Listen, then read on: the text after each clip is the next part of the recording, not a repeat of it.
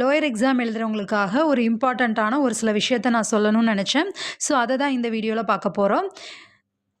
என்னென்ன சொல்லணும் அப்படின்னு நெனச்சேன் அப்படின்னா, ஃபர்ஸ்ட்டு வந்து எக்ஸாமுக்கு எல்லாரும் நல்லா படிங்க. அ ரொம்ப வந்து டென்ஷன் ஆயிக்காதீங்க. முக்கியமா வந்து பரீட்சையா இல்லாம, அ பரீட்சையா எழுதிட்டு பிராத்மிக் போறவங்களும் இருக்காங்க. டைரக்ட்டா பிராத்மிக் அட்டெண்ட் பண்றவங்களும் இருக்காங்க. ஸோ, பிராத்மிக் எழுதுறவங்க, டைரக்ட்டா போறவங்க இப்ப தான் ஃபர்ஸ்ட் டைம் இல்லையா?